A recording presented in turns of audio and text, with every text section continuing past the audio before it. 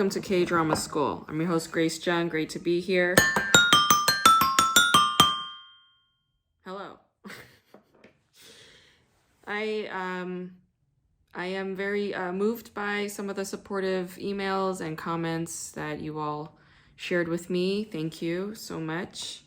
Yeah, it is a good thing. It's a good thing to be employed, have a job lined up, be able to support myself and survive and live in society. It's all a good thing. You know, what's interesting is as I've been in a whirlwind the last 18 days, just like panicking and freaking out, but also, you know, being excited and preparing and moving. Yeah, packing and moving and throwing things away and saying goodbye to friends and all of this. You know, throughout all of it, what I've realized is that, like, I'm really just not gonna miss LA. It seems like I'm really done with this place. I mean, who knows? Who knows? Maybe I'll come back and, like, move to Highland Park or some shit. Who knows? I mean, that could also happen. But, like, for the time being, I'm really fucking done with this place. Like, in every which way, I'm so done. And I cannot wait to leave. Folks, I am going to discuss a show today called The 8 Show, which is a new Netflix K-drama. I guess it just hit, like, it showed up like 2 days ago. Yeah, it's been on Netflix like for the last 2-3 days, and I was able to binge it in one afternoon. Yeah, this is a good show in that, you know, eight episodes. All right, nice and light. Each episode is under an hour, which is great. And it is a genre. It's a genre show. This, I would say, is like the gamification genre. It's like the, yeah, this is like a gamification genre. It's like similar to Squid Game. Actually, one of our listeners, Ada, recommended this show to me. And I was like, oh, like this was not on my radar. So I tuned in because I'm a big fan of Ryu Jun-yeol and I really love Chun-Ui. So I watched it, and it's like it's a decent show. It's a decent show, but there is one area or one aspect that I want to talk about specifically, and that is the clown on this show. The clown is played by actor Bae Sung-woo, who you have seen on the show Live. Yeah, with Lee Kang-soo.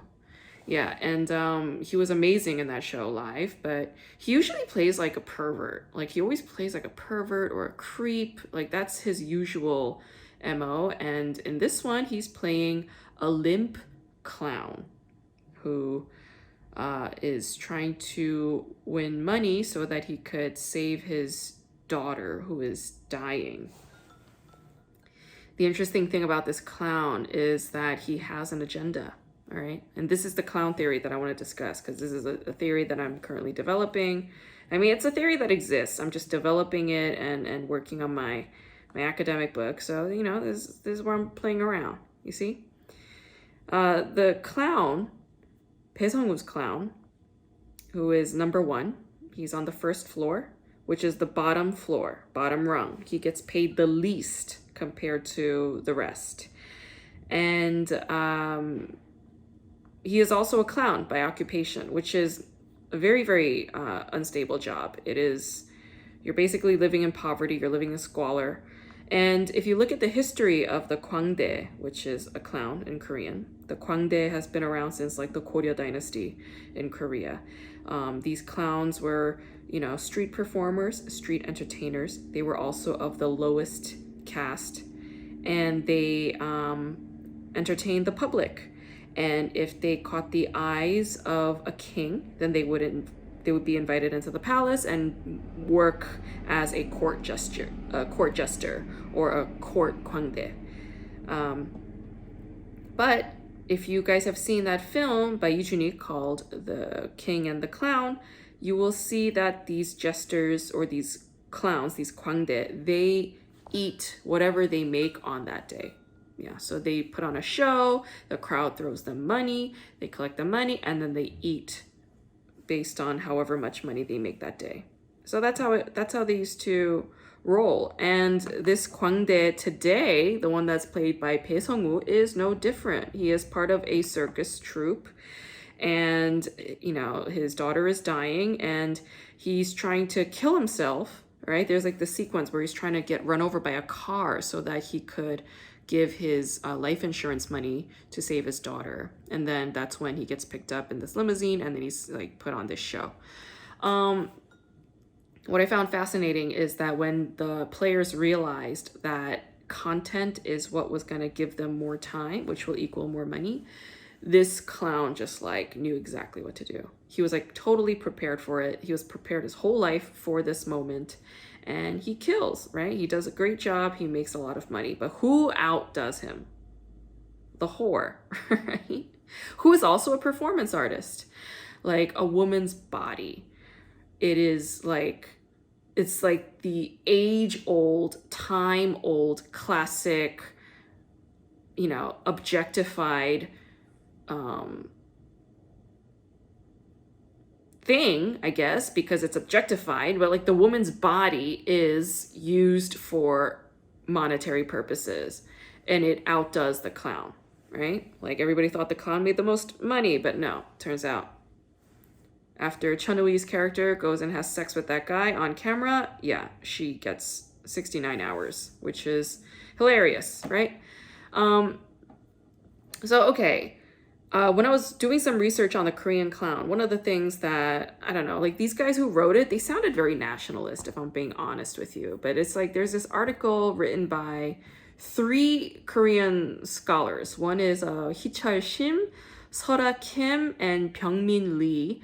They are all at Korean universities. One is at Donga Institute of Media and Art. The other is at Konkuk University. The other is also at Konkuk University. And they do like performance art and media studies kinds of things. And they wrote an article about K-pop strategy seen from the viewpoint of cultural hybridity. And it is all about the tradition of the Gwangdae, or the tradition of the clown, and how those traditions are still visible to this day in the K-pop realm. Not the most exciting article, but it is historicizing the Gwangdae tradition in a very interesting way. One of the ways that they do it, though, is like, I thought it was just kind of funny. And this is where like the Korean nationalism is like so fucking palpable and visible, and it just irritates me because it's just like, what are you doing? Like, this is so fucking obvious, like that you're doing this, and Korean scholars need to fucking snap the fuck out, all right? Anyway, here they are. They're saying like, the Korean Gwangdae is superior to the Western notions of a clown because the Korean Gwangdae has to be very skilled at another thing. And I was like, this is interesting because a clown, for instance, right? Like a circus clown that you see, they also have to be good at something.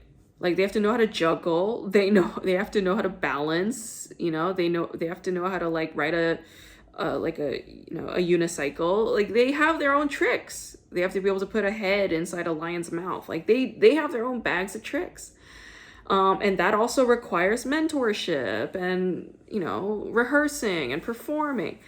But here they are, like in this article, they're saying like the Korean Gwangdae has this long tradition of doing this. Like they train really hard. They have a mentor and da-da-da-da-da. And then they have to have this skill. And what are these skills? They have things like samulnori, or they have things like tightrope walking. They have things like doing a skit or singing pansori. They have all these other skills, right? And I'm like, it's no different from a fucking circus clown. They do the exact same thing. Don't say that this clown is more superior or more disciplined than that other clown. They are all of the same lot.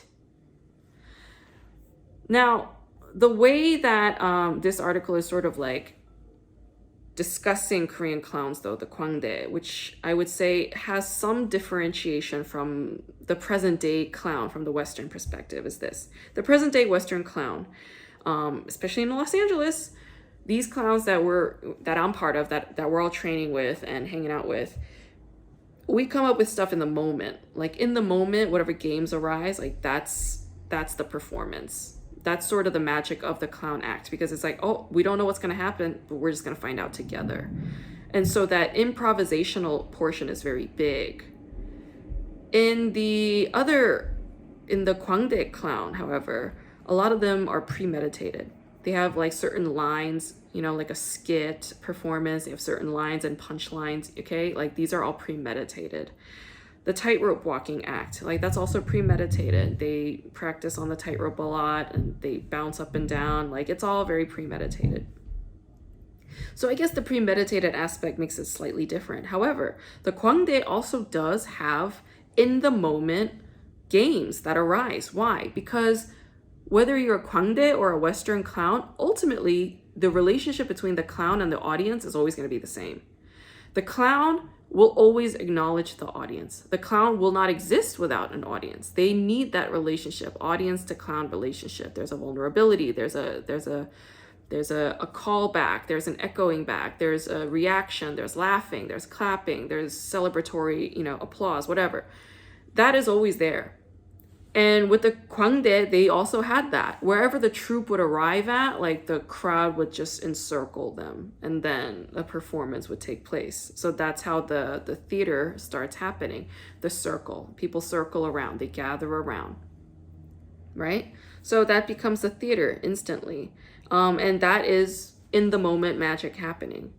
So these are some of the comparisons that I'm making. Now, why do I want to talk about the clown on the H show? Well, this clown, what does he want?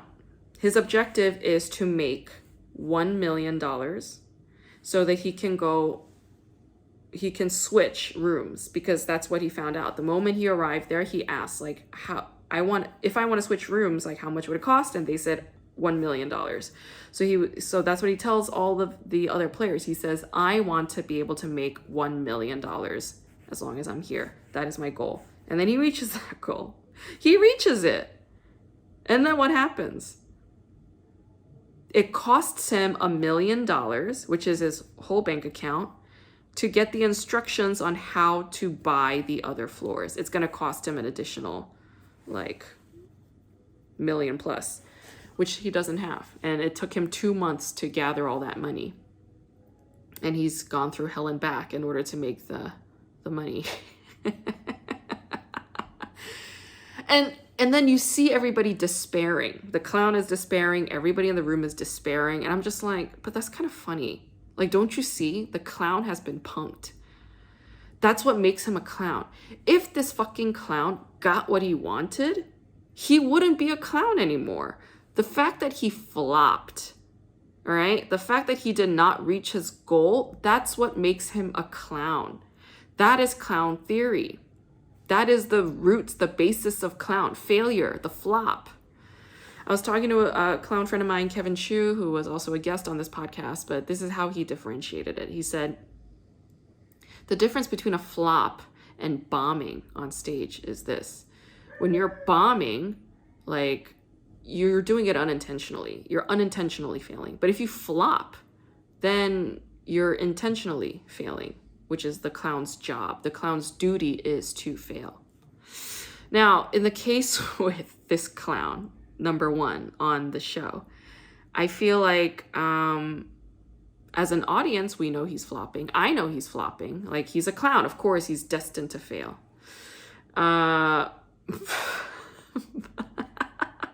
Right? He's destined to fail. But what is his goal? His goal is to get out, be free, have money, right? There's this really poignant and beautiful scene when he ties everybody up, and then, because he has a fucking mental breakdown, he ties everybody up and then he tightrope walks high up there. And then he starts bouncing up and down. And that's a very traditional Korean thing to do. Like the tightrope walking and then you bouncing up and down on the rope. That is definitely a skill that you develop as a Korean performer. So he's doing this, bouncing up and down, and then he grabs the very, very high ceiling camera. He grabs that and then it crashes and falls and then he starts burning to death. But he reaches the very, very top. He reaches the very peak of that space, right? And then as he's dying, he says, I just wanted to get really high up. Yeah. So he was metaphorically exercising that tightrope jumping thing in order to feel that highness, to feel what it feels like to be that up high.